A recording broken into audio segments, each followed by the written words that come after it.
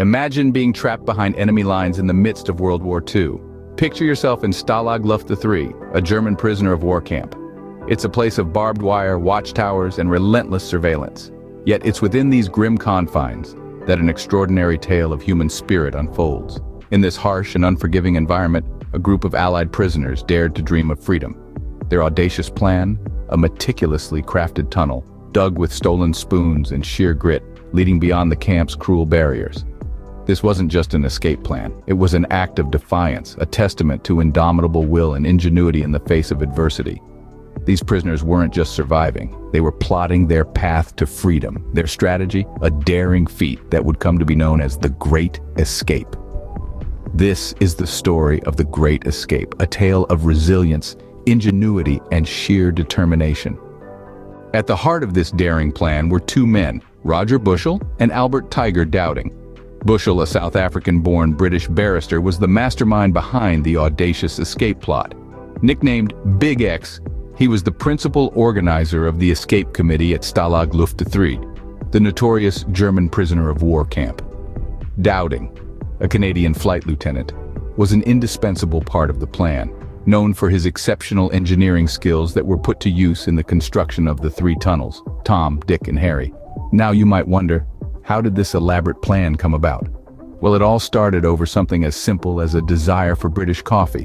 Yes, you heard it right. The longing for a taste of home brewed the idea of the Great Escape. It was a testament to the resilience, ingenuity, and determination of these prisoners of war. All it took was a desire for British coffee to spark the idea of the Great Escape. The escape plan revolved around one key component, a tunnel named Harry.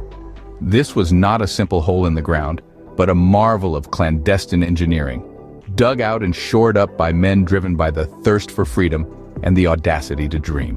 The construction of Harry was a monumental task. The first challenge was the digging itself. With only stolen spoons and their bare hands, these brave men spent countless hours chipping away at the earth beneath their prison. Each spoonful of dirt removed brought them one step closer to freedom. But this was a race against time, as each day brought the risk of discovery. Beyond the physical labor, the prisoners had to overcome the challenge of supporting the tunnel structure. This was achieved by repurposing pieces of wood from their beds, a testament to their resourcefulness and determination. With every piece of wood they used, they risked their comfort and their health, but they never wavered. But how do you breathe in a tunnel dug deep into the earth? The ingenious prisoners had a solution. They created a ventilation system using discarded tins and a hand-operated bellows. This not only supplied fresh air, but also helped to remove the dangerous buildup of carbon dioxide from the tunnel. And then there was light. In the pitch black of the tunnel, visibility was a challenge. But again, the prisoners rose to the occasion, using fat from their meager rations and scraps of clothing for wicks. They fashioned makeshift lamps to illuminate their path to freedom. These challenges were immense, but the spirit of these men was indomitable. They were not just digging a tunnel, they were carving a pathway to hope. They were not just prisoners, they were architects of their own fate, engineers of their own liberation. Despite the immense challenges, the prisoners remained undeterred.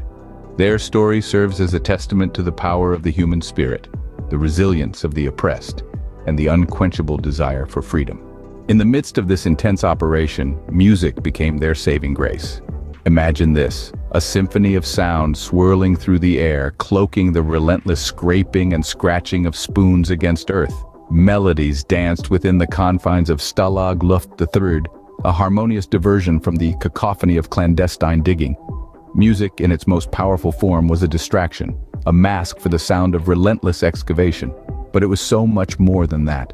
In the heart of captivity, amidst the pressing darkness and the palpable fear, music ignited a spark of humanity. It was a testament to the indomitable spirit of these brave men, a testament to their unyielding resolve. The notes they played were not just melodies, they were messages of resilience. Each strum, each beat, each chord imbued with the profound hope for freedom. Music wasn't just a tool, it was a beacon of hope. The night of March 24th, 1944 marked the commencement of the escape, an event that was the culmination of months of painstaking work and indomitable spirit, all set within the grim confines of Stalag Luft III. This was the night when the prisoners would finally put their daring plan into action, a plan that would forever be etched in the annals of history as the Great Escape. The escape tunnel, christened Harry, was a marvel of subterranean engineering. Carved out of the earth with stolen spoons and supported by the wood from the prisoners' beds, this tunnel stretched for a staggering 336 feet. The length of the tunnel was not its only impressive feature. The prisoners had ingeniously devised a ventilation system using discarded milk tins and created makeshift lamps to light the way. As the escape began, the atmosphere inside the prison camp was thick with tension. Each man knew the risks. They were well aware of the perilous nature of their endeavor, but they also knew the importance of their mission. This was not merely an escape from captivity, it was a bold statement of defiance, a testament to the resilience of the human spirit. The escape was meticulously planned. Each man had a role to play, from the stooges who kept watch for guards, to the mole who led the way through the tunnel. The prisoners moved stealthily, their hearts pounding in their chests. Every sound, every shadow could spell disaster. Despite the risks, the escape went ahead. 76 men crawled through the claustrophobic tunnel, emerging on the other side to the relative freedom of the German countryside. They had done it. They had executed the Great Escape. The escape was a race against time, a testament to human courage and ingenuity. But the story of the Great Escape does not end here. The aftermath of this daring venture and the legacy it left behind is a tale equally worth telling. But that's a story for another time. After the daring attempt of the Great Escape, as dawn broke on March 25, 1944, 76 brave men emerged from the depth of the tunnel. Their hearts were filled with the desperate yearning for liberty. However, freedom proved to be a fleeting consolation. In a matter of days, the majority found themselves back in the iron grip of the German forces. The audacity of their escape infuriated Hitler, leading him to give a merciless command that would defy all conventions. He ordered the execution of 50 of the recaptured men, a grave violation of the Geneva Convention that was meant to safeguard prisoners of war from such. Among the 50 was the mastermind, Roger Bushel, who had been the driving force behind the audacious plan. His last words, "I'm sorry to have caused you so much trouble," echoed his unmatched selflessness and unwavering commitment to the cause. Albert Tiger Dowding, a significant contributor to the construction of the tunnel with his engineering prowess, also faced his end undeterred, embodying an unbroken spirit. The world would not remain indifferent to these dark events.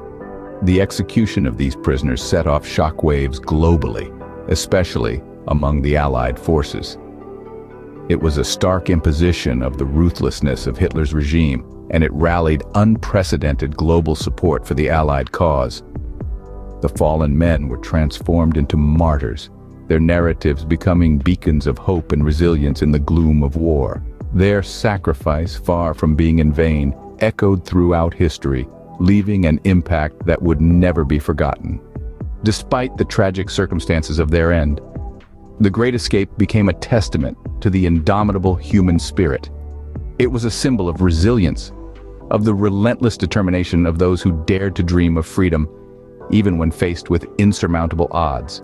The legacy of the Great Escape is immortalized in books, films, and documentaries. The tale of these Allied prisoners of war has etched itself firmly into the annals of World War II history. Their audacity, resilience, and unyielding spirit in the face of adversity have captured the imagination of millions, serving as a beacon of human potential. But their legacy extends beyond the pages of history books or the frames of silver screens. It's found in the hearts of those inspired by their story. Their will to survive, their camaraderie, their defiance against overwhelming odds continue to resonate with us. We marvel at their ingenuity, we stand in awe of their courage, and most importantly, we draw strength from their unbreakable spirit. The Great Escape is more than a story, it's a testament to the resilience and determination of the human spirit. A tale that reminds us, no matter the challenge, the human spirit is indomitable and ever enduring.